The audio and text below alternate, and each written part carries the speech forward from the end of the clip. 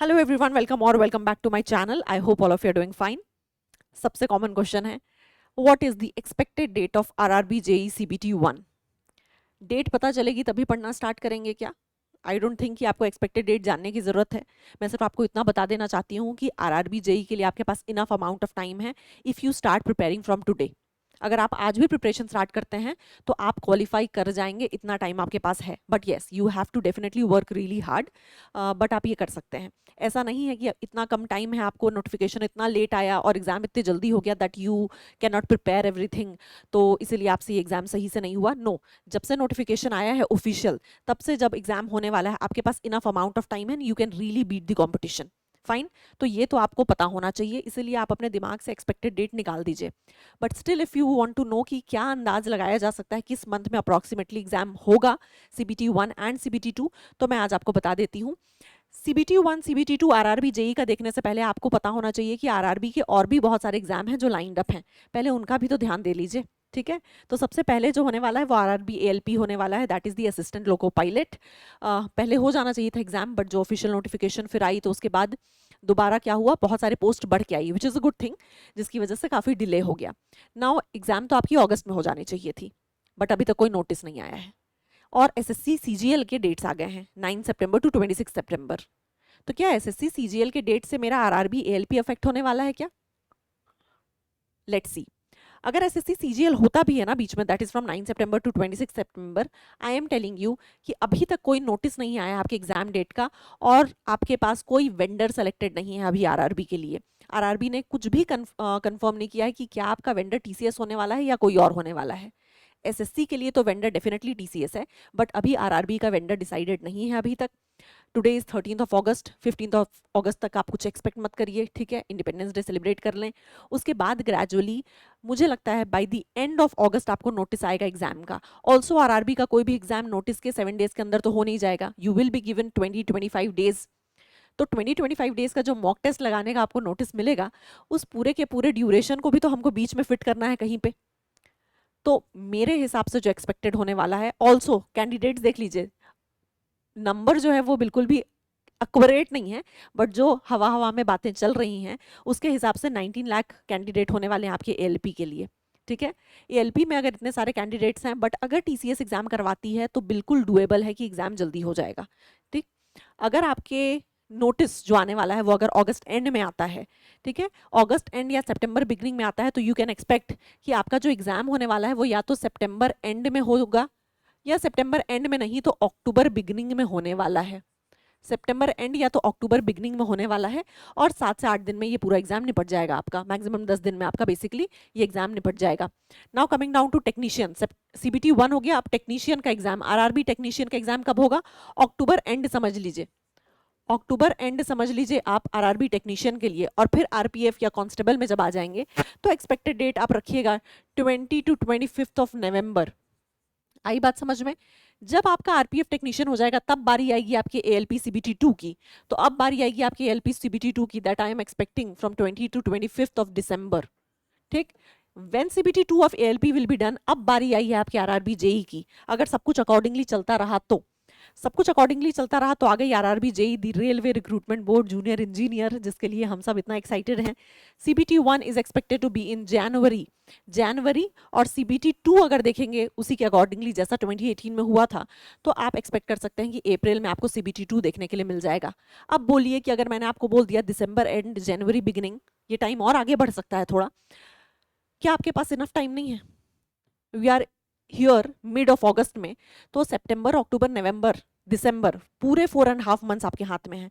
And if still you can not prepare for basic subjects like general awareness, your general science, mathematics and reasoning, अगर ये आप 4 महीने में prepare नहीं कर पाते हैं आरआरबी जेई लेवल का, तो आई डोंट थिंक कि फिर आप किसी बिगर एग्जाम को टारगेट करना चाहिए आपको, है ना? आपके पास 4.5 मंथ्स तो बिल्कुल हैं। ये एग्जाम थोड़ा बहुत आगे बढ़ भी सकता है, but I am not going to talk about that, I am focusing on January. दिसंबर तक मेरा सिलेबस कवर होना चाहिए, दिसंबर तक चीज़ें सब कंट्रोल में होनी चाहिए, so that I will get good amount of time for revision and mock test. तो ये है। अब आ जाती हूँ सीबीटी 2 में। तो सीबीटी 2 जब भी आपका होगा सीबीटी 1, उसके 3 महीने बाद आप सीबीटी 2 एक्सपेक्ट कर सकते हैं। सीबीटी 2 की तो देखिए, मैं अगर आपसे बात करूँ तो सीबीटी 2 में जो आपका टेक्निकल एबिलिटी है, दी सिविल इंजीनियरिंग, तो सिविल इंजीनियरिंग का पूरा पार्ट तो मैं आपके लिए जनवरी तक निपटा ही दूंगी, ठीक है। तो अगर जनवरी तक मैंने निपटा दिया तो उसके बाद आपके पास बचा क्या, सिर्फ रिवीजन। मेरे साथ सिर्फ revision revision revision and mock test. जितना मॉक टेस्ट मैं आपको दूंगी और जितना रिवीजन मैं आपको करवाऊंगी, मैं अगर मुझे पता चल गया कि हाँ थोड़ा सा आपका सीबीटी 1 एक्सटेंड भी हो रहा है, तो आई विल ट्राई कि मैं आपको मिड फेब तक लेके जाऊं पूरा syllabus, because I have to cover everything from civil engineering. If you are studying from somewhere else, तो आपके पास पूरा टाइम है वहां से पढ़ने का। जो भी आपके रिस्पेक्टिव एडुकेटर होंगे वो अपना सिलेबस कवर करेंगे। तो देखिए, आप सीबीटी 2 की टेंशन लेना तो बंद कर ही दीजिए। People who are associated with Civil Edge basically, तो उनको तो टेंशन लेना ही नहीं है सीबीटी 2 में क्या होने वाला है। सीबीटी 2 में जो भी होगा वो मेरे भरोसे होगा। लेकिन सीबीटी 1 का जो रिस्पॉन्सिबिलिटी है, जिसका मैं पीडीएफ आपको डेफिनेटली ऐप पे प्रोवाइड करूंगी, बट अगर आपको खुद से भी पढ़ना है तो मैंने आपको प्रीवियस वीडियो में सारे दिए हुए हैं इंपॉर्टेंट लिंक्स बोले तो important YouTube channel, important books. आप किसी की हेल्प नहीं ले रहे हैं, बट अगर आप बुक्स रिफर कर रहे हैं and if you are trying to study really hard, और आपको पता है कि बहुत सारे आपको यूट्यूब में वीडियोस मिल जाएंगे जिसको आप रिफर कर सकते हैं अपने डाउट्स क्लियर करने के लिए। I am planning something for reasoning, तो वो भी आपको 2-3 दिन में पता चल जाएगा। तो आपको रीजनिंग का हेल्प भी मुझसे मिल जा रहा है।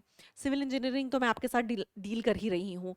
जितना कंटेंट आपको देना है मुझे, मैं वो दे रही हूँ आपको नॉन टेक पोर्शन का।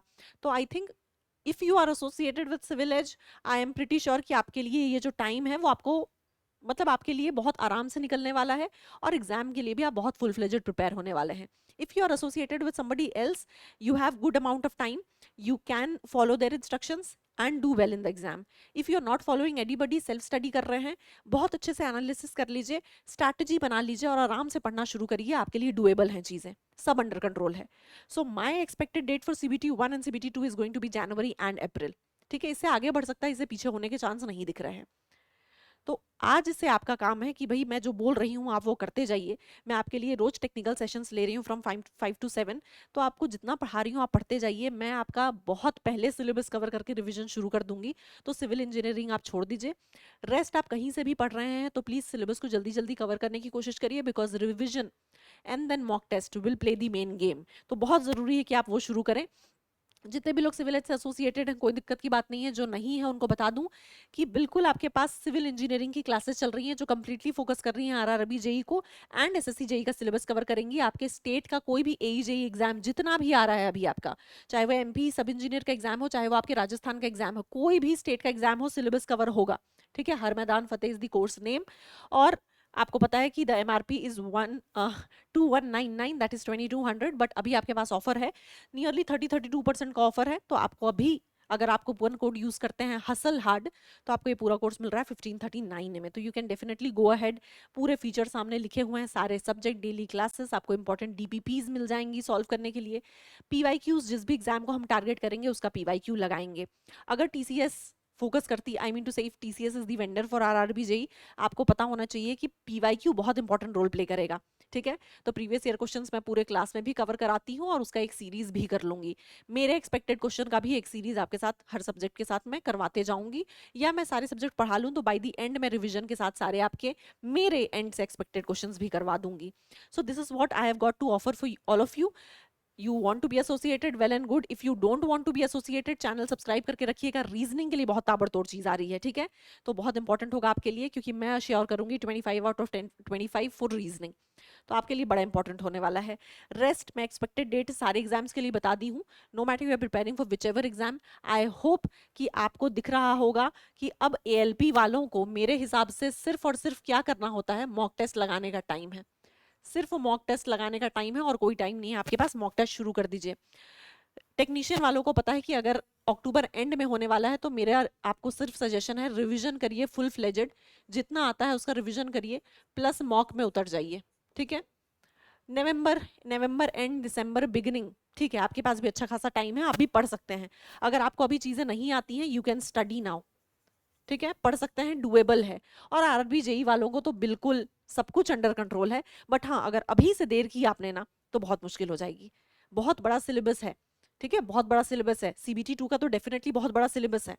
किसी भी ब्रांच के अगर आप हो तो आपको दिख रहा है कि आपके पास एक फुल फ्लेजेड पूरा का पूरा civil engineering, mechanical engineering, computer science engineering, पूरा का पूरा जो आपने 4 साल में पढ़ा था वो सब करना है आपको कुछ महीनों में। So it is very important कि आप ग्रेजुअली एक एक सब्जेक्ट निपटाते जाइए अभी से। So you have to make a good balance between technical and non technical. CBT 1 CBT 2 का अच्छा बैलेंस लेके चलिएगा। इफ यू विल डिसाइड कि CBT 1 देखने के बाद मैं CBT 2 के लिए प्रिपेयर करना स्टार्ट करूंगा या करूंगी, आई एम सो सॉरी। ठीक है, so it is very important, it is very important कि आप अभी प्रिपरेशन स्टार्ट करिए, फुल फ्लेजेड स्टार्ट करिए, किसी भी सोर्स से स्टार्ट करिए, वो मेरा मैटर ऑफ कंसर्न नहीं है। मेरा मैटर ऑफ कंसर्न है that you have to really hustle hard for this exam, क्योंकि ये इतने वक्त बाद आया है, कब आएगा कब नहीं आएगा कोई गारंटी नहीं है। Please change the trajectory of your life, ढंग से पढ़िए सो दैट लाइफ में कोई रिग्रेट ना बचे। I will see all of you very very soon in the next video. Till then take care. कोई भी डाउट होता है कॉमेंट सेक्शन में, ठीक है, आई विल रिप्लाई।